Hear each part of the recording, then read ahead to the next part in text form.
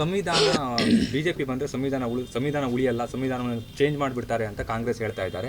ಸಂವಿಧಾನವನ್ನು ಚೇಂಜ್ ಮಾಡಿದ್ರೆ ದಲಿತರಿಗೆ ಮಾತ್ರ ಸಮಸ್ಯೆ ಆಗುತ್ತೆ ಅನ್ನೋದನ್ನ ಕಾಂಗ್ರೆಸ್ ಒಂದು ರೀತಿ ಅಜೆಂಡಾ ರೀತಿಯಲ್ಲಿ ಬಳಸ್ತಾ ಇದೆ. ಸಂವಿಧಾನ ಚೇಂಜ್ ಮಾಡಿದ್ರೆ ಪ್ರತಿಯೊಬ್ಬರಿಗೂ ಕೂಡ ಸಮಸ್ಯೆ ಆಗುತ್ತೆ.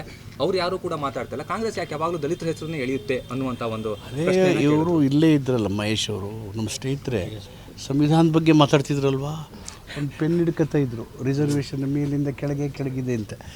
ಇವ್ರು ಯಾರು ವಿರೋಧ ಮಾಡ್ತಿದ್ರು? ಮಂಡಲ್ ಕಮಿಷನ್ ವಿರೋಧ ಮಾಡಿದವರು ಯಾರು ವಿರೋಧ ಮಾಡಿದ್ರು?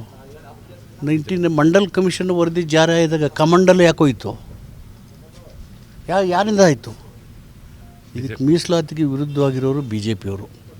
ಮೀಸಲಾತಿಗೆ ವಿರೋಧಿ ಅಂದರೆ ಸಂವಿಧಾನ ಅಲ್ವಾ? 16(4) ಆರ್ಟಿಕಲ್ಲಿ ಹಿಂದುಳಿದ ವರ್ಗಗಳಿಗೆ ಮೀಸಲಾತಿನ ಮೊದಲನೇ ತಿದ್ದುಪಡಿ ಸಂವಿಧಾನ ತಂದಿರೋದು. ಅದಕ್ಕೆ ವಿರೋಧ ಮಾಡಿದವರು ಯಾರು? ಬಿ ಜೆ ಪಿ ಅಲ್ವಾ? ಇಲ್ಲಿ ವಾದ ಮಾಡ್ತಿದ್ದವರು ಅಲ್ಲಿಗೆ ಸೇರ್ಕೊಂಡು ಹಿಂಗೆ ಯಾಕೆ ಮಾತಾಡ್ತಾರೆ ತಿರುಗಿಸಿ? ಇಲ್ಲ ಕಾಪ್ ಮಾಡ್ತಾ ಇದ್ದಾರೆ. 1994 ವಾಜಪೇಯಿ ಇದ್ದಾಗ ಸಂವಿಧಾನ ಪರಾಮರ್ಶೆ ಮಾಡ್ಕೊಳ್ತವ್ರು ಯಾರು? ಸಂವಿಧಾನನ ಪರಾಮರ್ಶೆ ಮಾಡಿದ್ರೆ ಬದಲಾವಣೆ ಮಾಡೋದು ಅಂತ ಅವಾಗ ನಾವೆಲ್ಲ ವಿರೋಧ ಮಾಡಿಲ್ವಾ ದೇಶದಲ್ಲಿ? 1995 ವಾಜಪೇಯಿ ಇದ್ದಾಗ. ಈಗ ನಾವು ಧರ್ಮದ ದೇಶ ಕಟ್ಟಬೇಕು ಅಂತಾರೆ. ಸಂವಿಧಾನದಲ್ಲಿ ಧರ್ಮ ದೇಶ ಅಂತಿದೆಯಾ?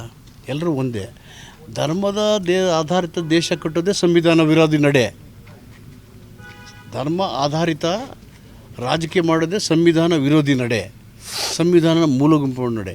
ಈ ಎಲ್ಲ ಕಾರಣಗಳಿಗೆ ಅದು ಸಂವಿಧಾನಕ್ಕೆ ವಿರೋಧಿಯಾಗಿದೆ. ಕಾಂಗ್ರೆಸ್ಸು ಇದರ ತಂಟೆಗೆ ಬರಲ್ಲ, ಇದಕ್ಕೆ ತಂಟೆಗೆ ಬರಲ್ಲ. ಕರ್ನಾಟಕದಲ್ಲಿ LG ಅವನೂರು ವರದಿ ಜಾರಿಯಾಗಿದ್ದು ಯಾವ ಹಿನ್ನೆಲೆಯಲ್ಲಿ? It is based on the constitution article 16(4) reservation to backward classes. So ಅದರಿಂದ ಅವರು ಕಾಲಕ್ಕೆ ಮಾತನ್ನು ಬದಲಾವಣೆ ಮಾಡೋದಕ್ಕೂ ಸಂವಿಧಾನದ ಆಶಯಗಳಿಗೂ ಅವರ ನಿಲುವುಗಳಿಗೂ ಅಜಗಜಾಂತರ ವ್ಯತ್ಯಾಸ. ಸರ್, ಅವರು ಇನ್ನೊಂದು ಮಾತನ್ನು ಯಾವಾಗಲೂ ಕೂಡ ಹೇಳ್ತಾ ಇರ್ತಾರೆ, ನೀವು ಅಭ್ಯರ್ಥಿಯನ್ನು ನೋಡಿ ಮತವನ್ನು ಹಾಕಿ. ನಾವು ಸರಳ ಮತ್ತು ಸಜ್ಜನ ಅಭ್ಯರ್ಥಿಯನ್ನು ನಿಲ್ಲಿಸಿದ್ದೀವಿ.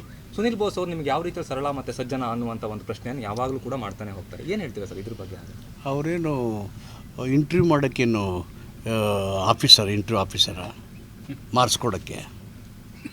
Is N interview authority. Why should you answer to all is question? ಅವರ ನಿಲುವೇ ಸರಿ ಇಲ್ಲ, ಅವರ ಸಿದ್ಧಾಂತನೇ ಸರಿ ಇಲ್ಲ. Why should we argue an individual person?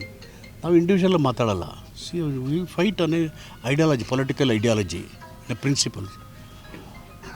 ಅವ್ರಿಗೆ ಅವಕಾಶ ಸಿಕ್ಕಿಲ್ಲ. ಹಿಂದೆ MLA ಆಗಿದ್ದರು, ನೋಡಿದ್ದಾರೆ ಜನ. ಇನ್ನೂ MLA ಆಗಿಲ್ಲ, ಅವ್ರ ಕ್ಷೇತ್ರ ಜನರು ಗೊತ್ತಿದೆ ಏನು ಅಂತ. ಏನೂ ಗೊತ್ತಿಲ್ಲದೇ ಅವಹೇಳನ ಮಾಡಿದೇ ನಮ್ಮ ಕಾನೂನಿನ ನೀತಿಗೆ ವಿರುದ್ಧವಾದದ್ದು. ಸೊ ಒಬ್ಬ ಸಾಮಾನ್ಯ ಮನುಷ್ಯನ ಸ್ಥಿತಿಗಳನ್ನು ತಿಳಿದೆ, ಏನೂ ಇಲ್ಲದೆ ಮಾತಾಡೋದೆ ಅತ್ಯಂತ ಕೀಳರಿಮೆಯ ರಾಜಕಾರಣ.